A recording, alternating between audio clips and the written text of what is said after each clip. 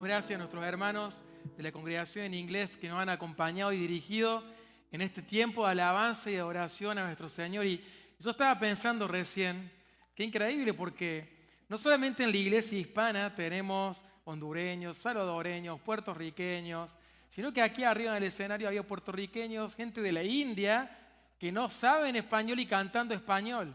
Eso es increíble, solamente Dios puede hacerlo eso, ¿no? Y tenemos una bendición de disfrutar algo así, precioso, precioso. Así que damos gloria a Dios por eso, damos gloria a Dios por eso. Y proclamamos siempre el nombre de Jesucristo. Estamos estudiando la serie de Santiago, Fe en Acción, Fe en Acción. Y el tema de hoy está en la segunda parte del capítulo 2, que es una fe viva. Ese es el título. En realidad el capítulo nos presenta dos tipos de fe, la fe que está muerta y la fe que está viva. Sí, la fe genuina.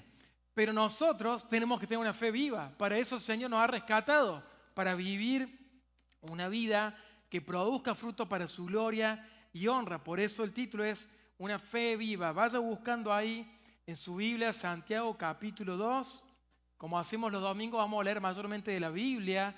Va a haber algunos versículos allí, pero no todos.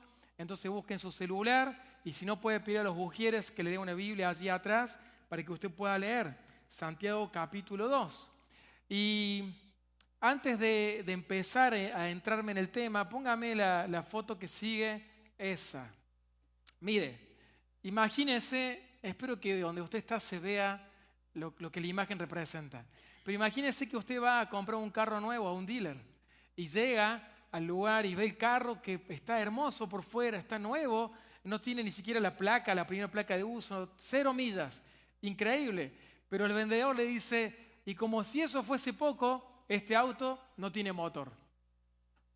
¿Qué diría usted? Mira, ahí el hombre está, mira, no sirve ese carro.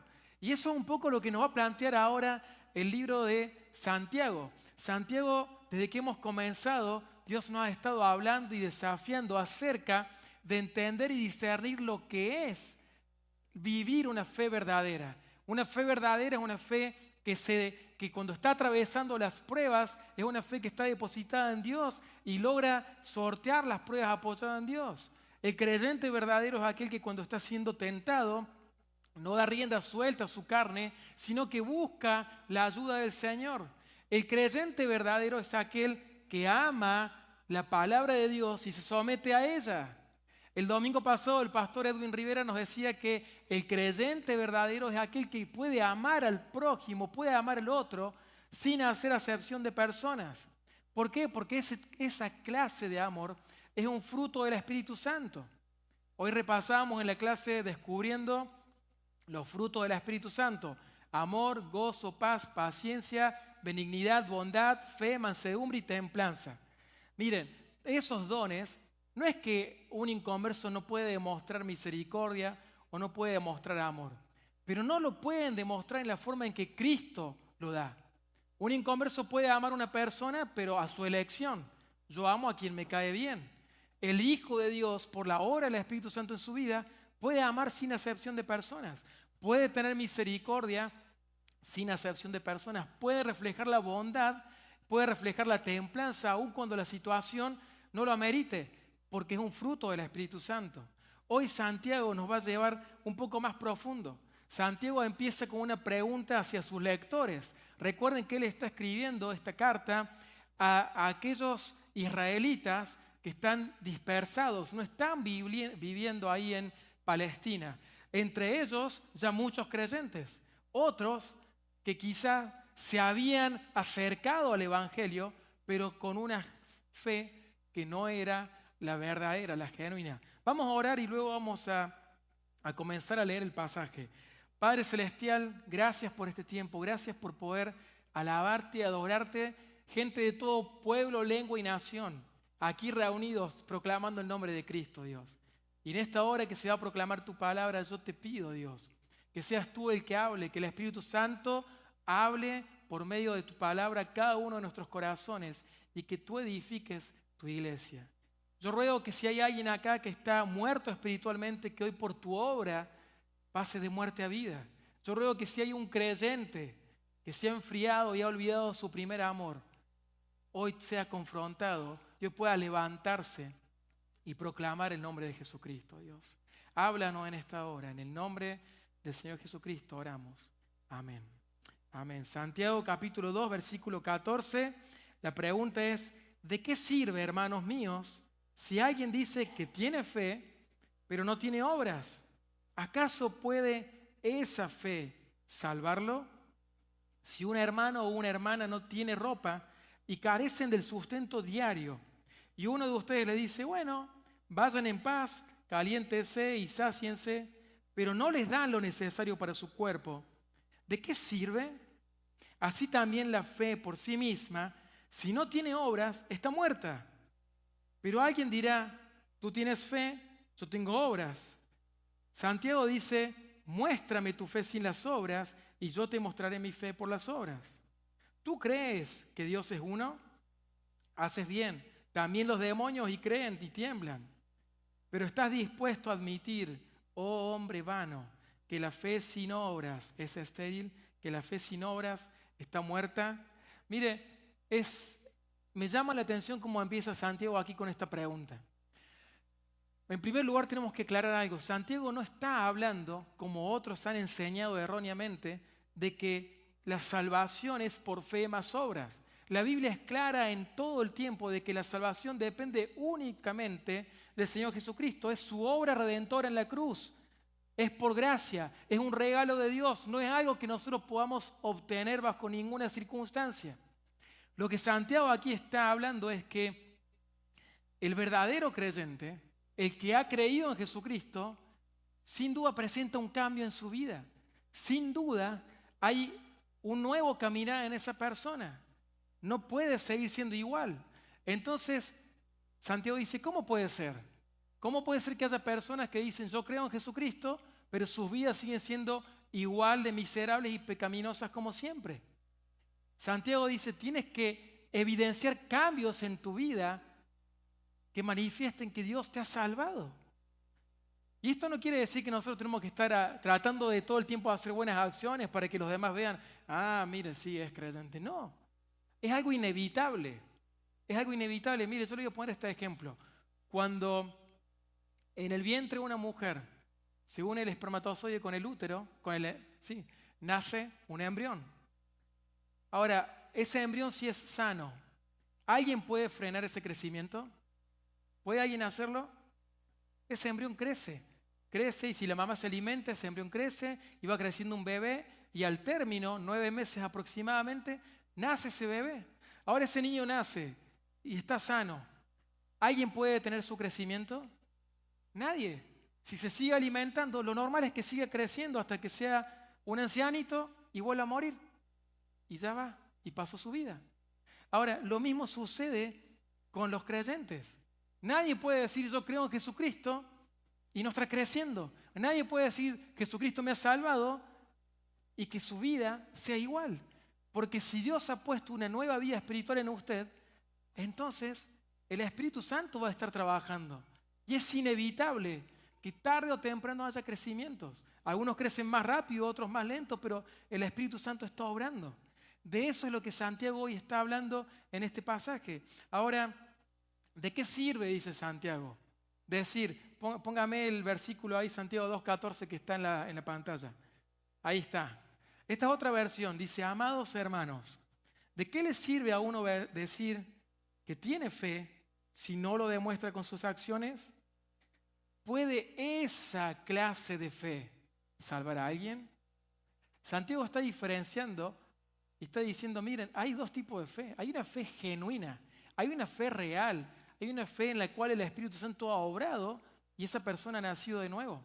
Ahora, hay otro tipo de fe que no es genuina, que es una fe falsa, es una fe que cualquier persona puede decir tener. Voy a poner un ejemplo. La gente que juega a la lotería gasta dinero, y mucho dinero a veces. ¿Y por qué lo hacen? Porque creen en eso, creen que en algún momento van a ganar la lotería y eso les va a dar lo que tanto esperaban. Eso es un tipo de fe, falsa y puesta en algo vano, pero es un tipo de fe. Esa gente está convencida de que van a recibir algo. Ahora Santiago está diciendo, ¿cómo puede ser Esa clase de fe. ¿Crees que puede salvar a alguien?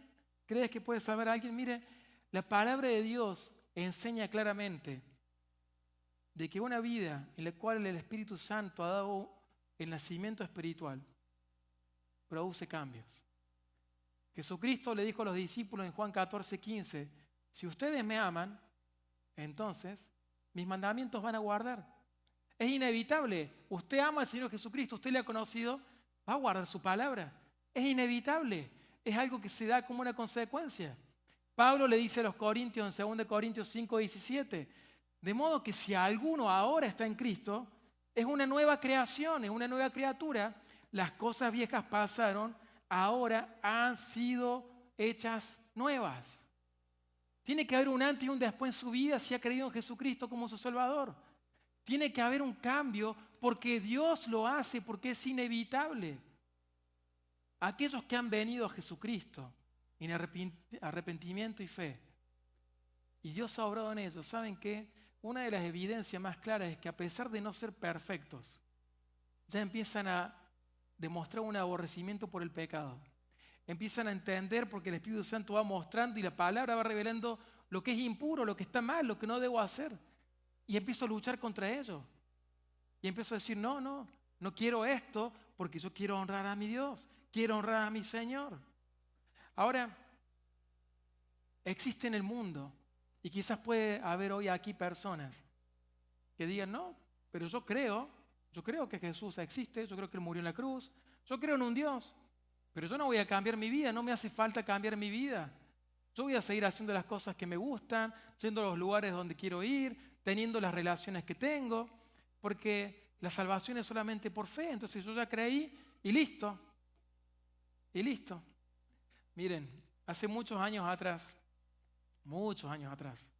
estábamos en la mesa en la casa de mi papá, toda mi familia y mis hermanos y los hijos, todos con sus esposas. Y estaba una de mis cuñadas y estábamos comiendo un asado, como argentinos, estábamos comiendo y en un momento en la mesa una de mis cuñadas, la esposa de mi hermano, dice, yo sé hacer asado.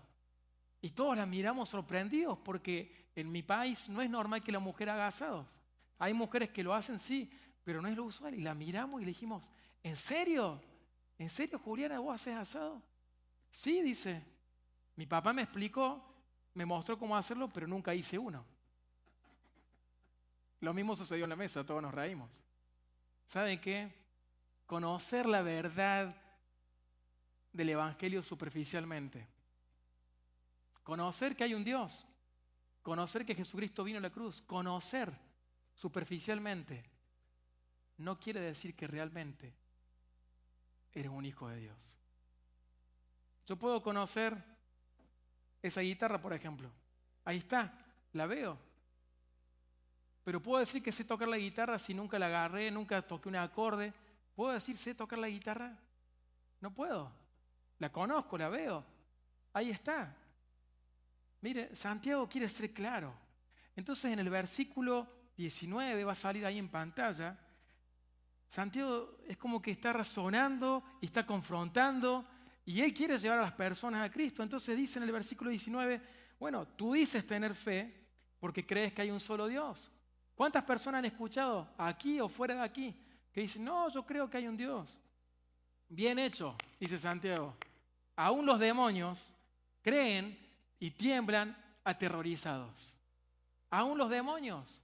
¿Qué pasó cuando Jesucristo iba caminando y venían los endemoniados? Decían, tú eres el Hijo de Dios. Ellos lo saben. Ellos lo saben porque ellos lo conocen desde la eternidad. Ellos saben quién es. Me encanta cómo MacArthur lo describe de esta forma y él dice lo siguiente, présteme atención. En lo que a doctrina se refiere, los demonios son monoteístas porque todos ellos saben y creen que hay un solo Dios verdadero, el creador de todas las cosas.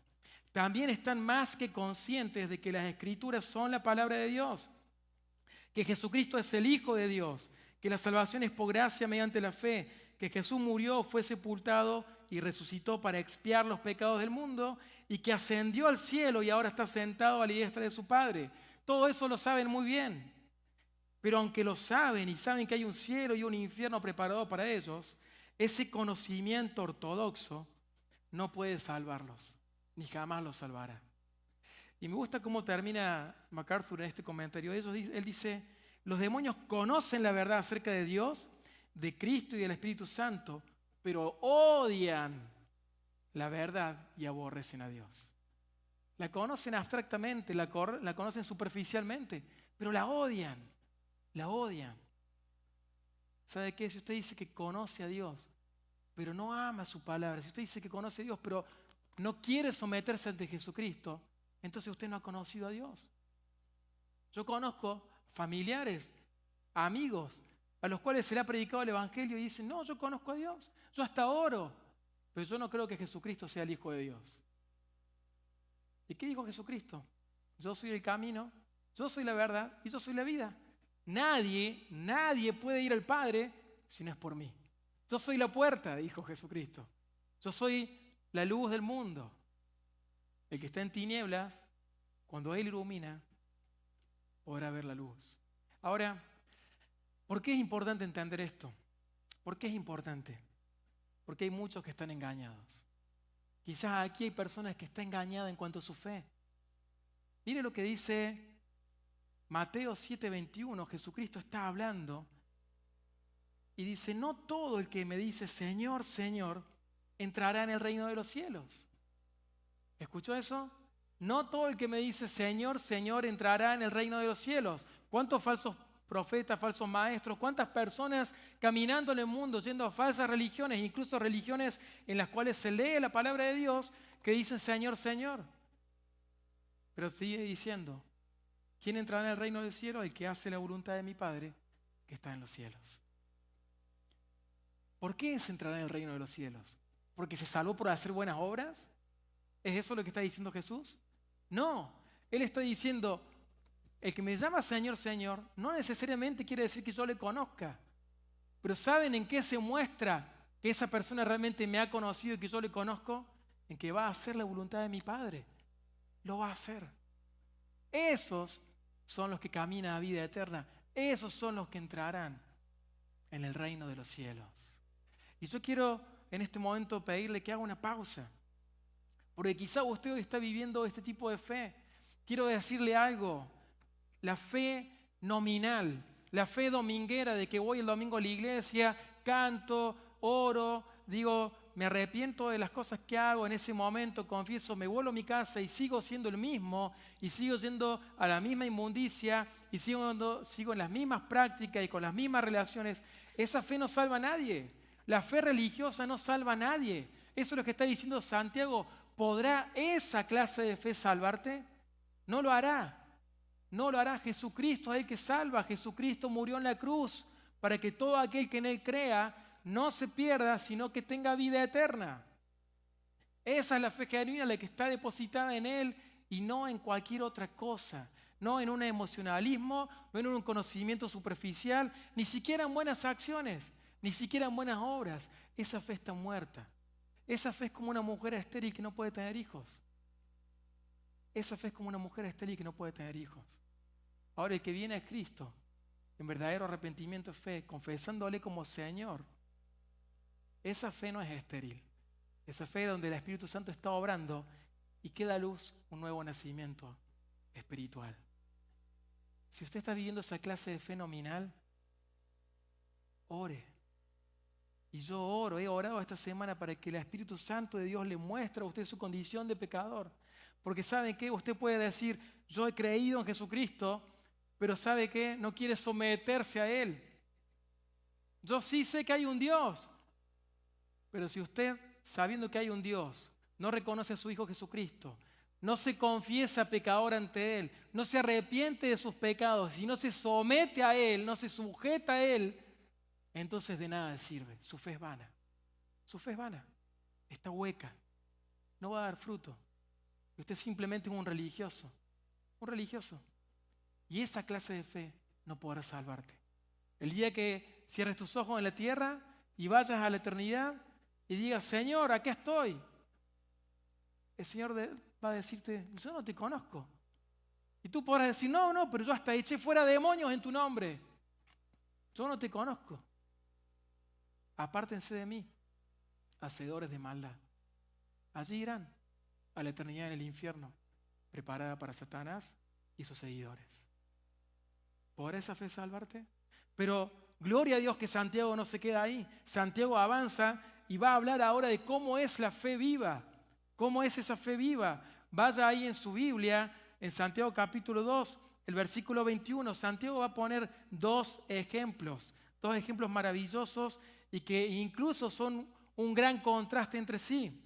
Él dice, ¿no fue justificado por las obras a Abraham nuestro padre cuando ofreció a Isaac, su hijo, sobre el altar? Ya ves que la fe actuaba conjuntamente con sus obras y como resultado de las obras, la fe fue perfeccionada. Y se cumplió la escritura que dice, Abraham creyó a Dios y le fue contado por justicia y fue llamado amigo de Dios. Como ustedes ven, el hombre es justificado por las obras y no solo por la fe. Versículo 25. De la misma manera, ¿no fue la ramera Rahab también justificada por las obras cuando recibió a los mensajeros y los envió por otro camino? Porque así como el cuerpo sin el espíritu está muerto, así también la fe sin las obras está muerta. Muerta. ¿Qué está diciendo Santiago? De vuelta pareciera que se hace confuso. Pareciera que Santiago está diciendo, bueno, sí se pueden justificar a las personas por las obras y no únicamente por la fe. Por eso es importante, y lo vamos a usar en este tiempo, entender un poquito el griego. Mire el slide que sigue. Esa es la palabra dikaiō.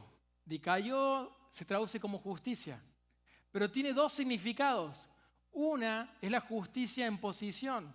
Es la justicia que nos da Cristo. Somos pecadores, somos inmundos, inmerecedores de la gracia de Dios, pero cuando venimos a Jesucristo, Él aplica la justicia perfecta de Él sobre los creyentes para que seamos aceptos delante de Dios. Ese es un tipo de justicia. Ahora, la otra justicia, la otra acepción que tiene esta palabra es evidencia.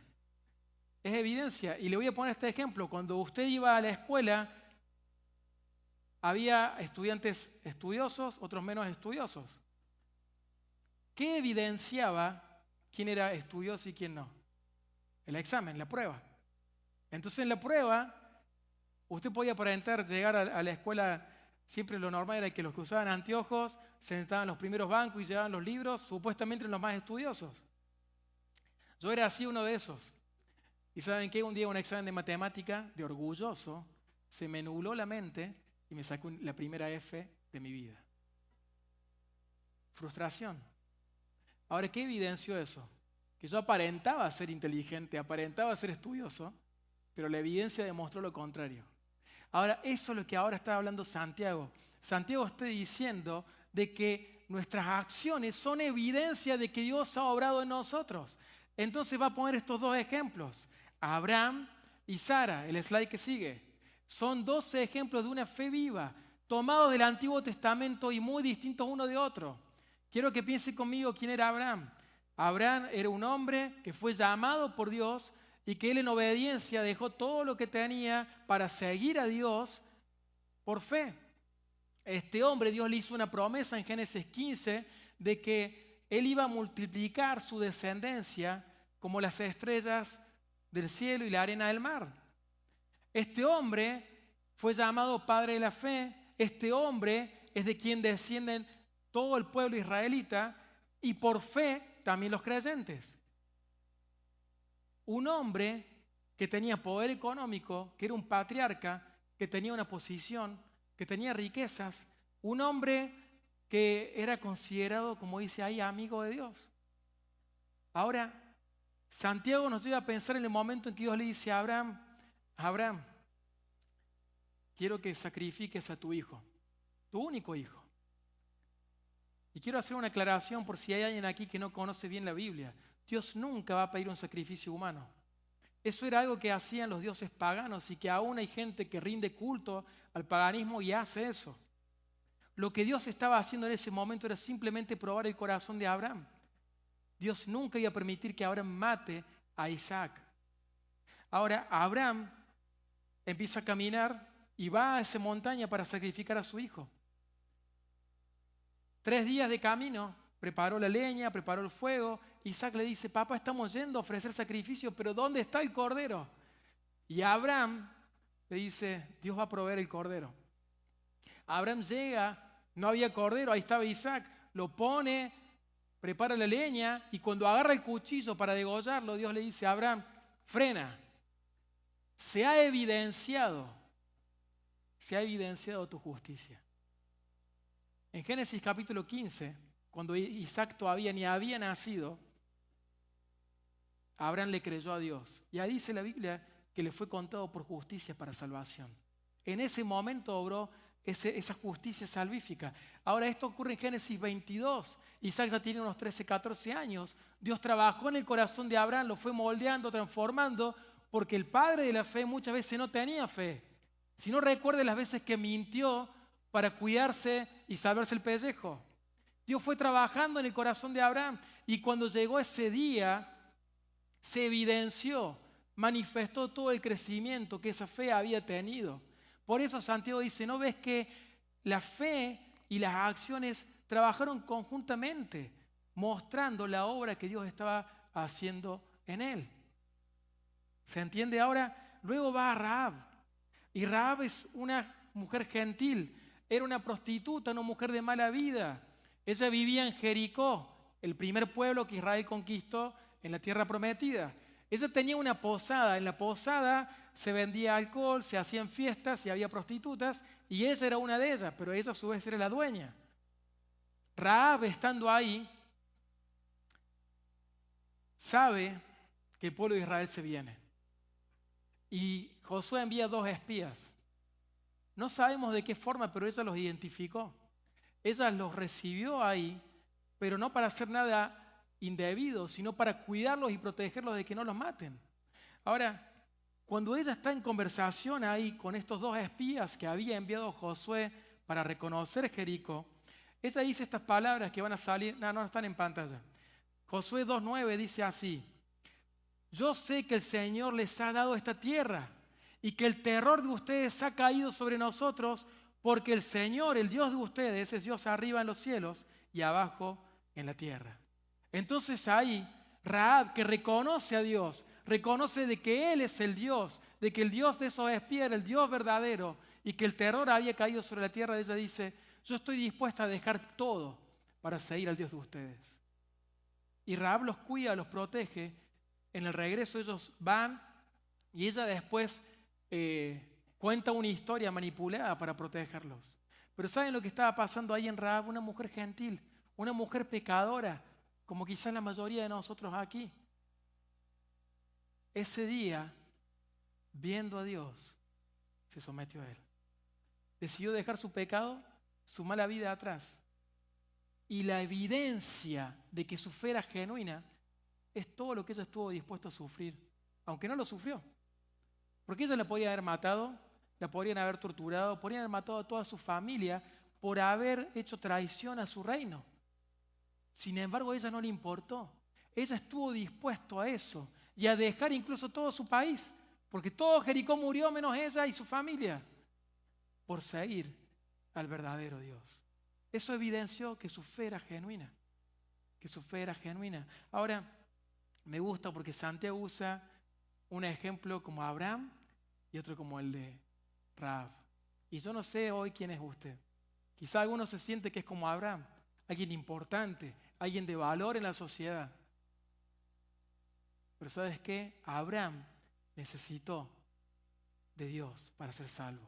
Se humilló ante Dios, reconoció que él era hombre y estuvo dispuesto a sacrificar hasta su hijo para dar gloria y honra al nombre de Dios, porque entendía que Dios era santo y él no. Rahab, una mujer pecadora. ¿Habrá alguien así acá? Una persona que va día tras día sumergida en el pecado. También hay salvación, porque Jesucristo murió para dar salvación a todo aquel que cree en Él. No importa si son ricos, si son pobres, todo aquel que cree en Él, todo aquel que confiesa el nombre del Señor, será salvo. Ahora, ya pasó media hora y hemos hablado mucha doctrina y ya algunos se están durmiendo. Pero ¿sabe qué? porque yo sé que ustedes muchos conocen esto y quizás lo están viviendo en su vida o lo han comenzado a vivir en su vida porque son verdaderos creyentes. Pero necesitamos entender y profundizar en las palabras de Dios. Ahora, yo quiero hacerle a usted un llamado a vivir una fe viva. Porque quizá hoy están aquí y todos pueden decir, realmente mi fe es viva. ¿Sabe lo que le dice Jesucristo a la iglesia de Éfeso en Apocalipsis? Le dice, yo conozco tus obras. Yo sé que tú eres como ninguna de las iglesias.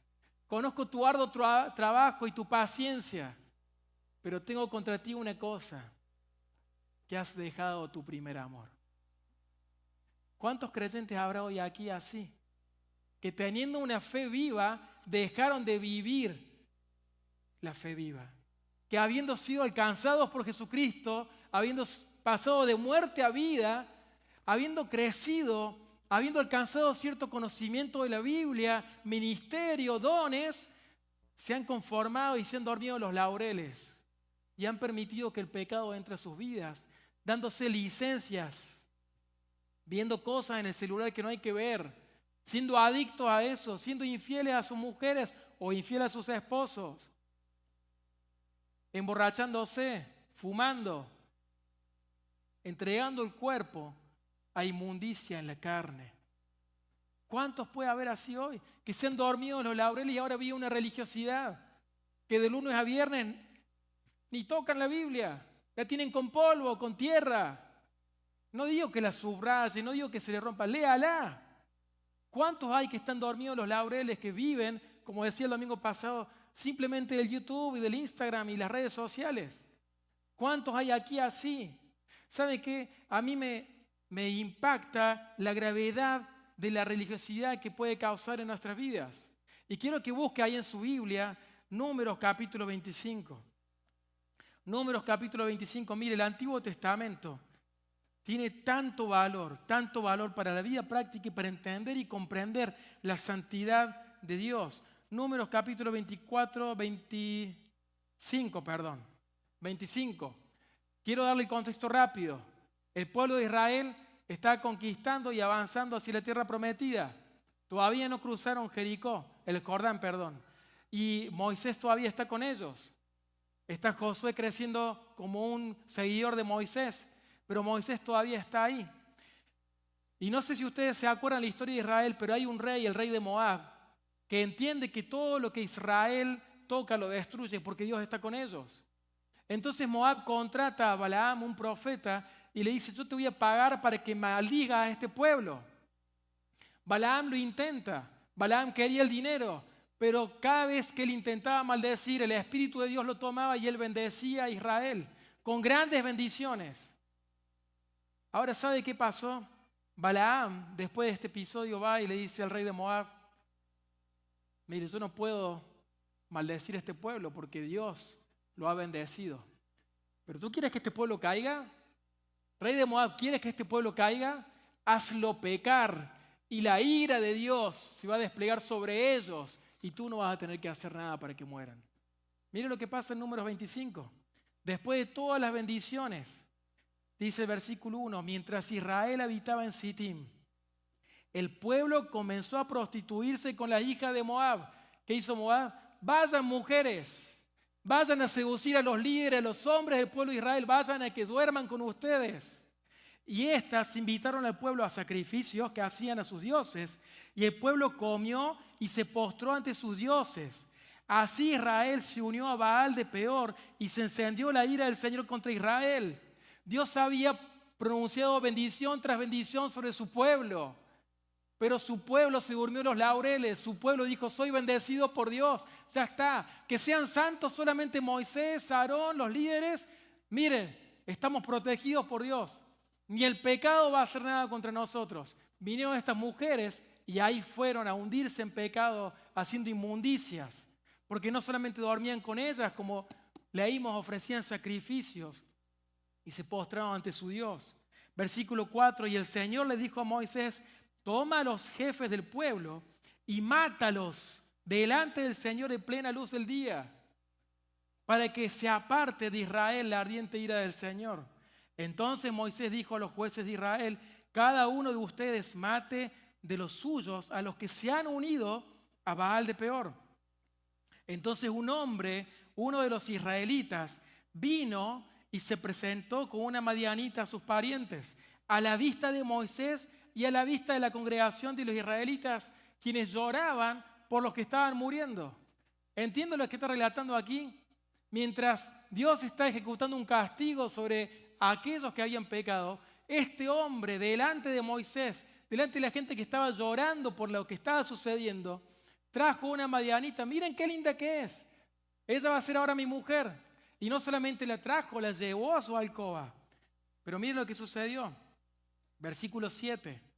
Cuando lo vio Fines, hijo de Eleazar, hijo del sacerdote Aarón, se levantó en medio de la congregación tomando una lanza en mano, fue tras el hombre de Israel, entró a su habitación y traspasó a los dos, al hombre de Israel y a la mujer, por su vientre. Estaban teniendo intimidad, estaban juntos, y ahí entró Fines y le clavó la lanza a los dos. ¿Y cómo termina el versículo? Y así cesó la plaga sobre los israelitas, y los que murieron por la plaga fueron 24,000. Y fueron solo 24,000 por la misericordia de Dios y porque fue rápido la acción de Fines de entender que la paga del pecado es muerte, entender la santidad de Dios y actuar. 24,000 hombres murieron en un instante por causa del pecado. 24,000 hombres que se durmieron en los laureles, confiándose en las bendiciones obtenidas por Dios, diciendo mi fe es real, yo he crecido, vamos camino a ganar todo, me doy una licencia, que solamente Moisés sea santo. ¿Te has creído esa mentira en tu vida de que solamente los líderes de la iglesia tienen que ser santos? Jesucristo, por medio de Pedro, dice, sean santos porque yo soy santo. Hermanos, ustedes que están aquí sentados mirándome, sean santos porque Dios es santo. No vayan tras el mundo. ¿No saben que la amistad del mundo es enemistad contra Dios? ¿No lo saben? ¿Cuántos años de creyente? ¿Cuántos años de caminar? ¿Cuántos años de escuchar y escuchar? Sin embargo, ahí decides ir y dormir con un inconverso. Ahí decides unirte en pareja a una persona que no conoce al Señor. Ahí decides vivir en pareja diciendo que amas al Señor y sin ir en matrimonio y honrar al Señor con tu vida. Ahí decides tomar licencias. Ahí decides, sí, soy líder de jóvenes, pero lo que ve en mi celular nadie lo sabe. Ahora yo le voy a hacer una pregunta a ustedes. ¿Cuántos hay aquí hoy que quieren tener una fe viva? ¿Cuántos hay aquí hoy que como el primer día que conocieron al Señor se quieren levantar en compromiso al Señor y decir, yo quiero vivir para ti? ¿Cuántos hay hoy aquí que levantarían su lanza como lo hizo Fines y decir, yo voy a honrar al Señor, no me importa lo que esta gente esté haciendo, quiero honrar al Señor? ¿Cuántos hay aquí que sin importar la edad, sin importar el estatus social, si han venido a Cristo, quieren vivir para Él? El autor a los Hebreos, Hebreos 12:12, está exhortando a la iglesia y dice, por lo cual, ahí estaban dormidos también los laureles, y el autor de los Hebreos dice, por lo cual levanten las manos que se cayeron, las rodillas que se paralizaron por causa del pecado, pero hagan sendas derechas para que sus pies no se lo cojo, no se salga del camino, sino que sea sanado. Sino que sea sanado. El apóstol Pablo dice, quiero que todos los hombres puedan levantar manos santas. Oramos por líderes para la iglesia hispana. ¿Puede usted levantar manos santas? ¿Puede levantar y decir, he limpiado mi vida, aunque me equivoco? He limpiado mi vida, la he santificado. ¿Cuántos hay que para obtener papeles hacen imprudencias y tratan de hacer artimañas con la ley en vez de buscar honrar a Dios? Pero ¿cuántos hay hoy aquí que dicen, no, yo me voy a levantar en el nombre de mi Dios? La iglesia no puede estar dormida, la iglesia tiene que estar despierta porque Cristo viene. Y Cristo no nos llamó a estar dormidos en sus promesas, nos llamó a vivir sus promesas para su gloria y honra. Por eso yo hoy te invito que si el Señor te está hablando, que te pongas de pie, que vengas aquí, oremos juntos, consagrémonos juntos a Dios como familias, Consagremos nuestras vidas para vivir para Él. Si Dios te ha rescatado de tu vana manera de vivir, vive para Él, para la gloria y honra de su nombre. ¿Cuántos quieren hoy venir al altar de Dios para decir, Señor, yo quiero vivir para ti? No hace falta ir a la China. No hace falta ir a Alemania como misionero. Aquí mismo, ¿quiénes quieren vivir para Él? ¿Quiénes están dispuestos a decir no al mundo para venir a Él? ¿Quiénes están dispuestos a decir, voy a enderezar mi vida? Voy a agarrar la lanza como hizo Fines y empezar a matar todo pecado que hay en mi vida, todo lo inmundo que no honra y glorifica a Dios, porque Él me ha dado una fe viva para su gloria y honra, una esperanza, dice Pedro, eterna, incontaminada, incorruptible, inmarcesible, que ya está guardada para usted. Ahora, porque está guardada para usted, ¿va a seguir viviendo en el pecado? De ninguna manera, dice Pablo. De ninguna manera. Yo le voy a pedir a Edwin que pase y que agarre la guitarra. Él nos va a guiar a una canción de reflexión. Y si el Señor te ha hablado y quieres levantarte, quizás no te animas a venir aquí, no importa, ahí donde estás, con tu familia, ora al Señor, clama al Señor y dice, Señor, yo quiero levantar mis manos a ti y mi voz, ofreciéndome en santidad y amor para tu gloria. Porque Jesucristo vino a buscar y salvar lo que se había perdido. Y si Él te ha rescatado, deja tu vana manera de vivir y vive para Él. Amén.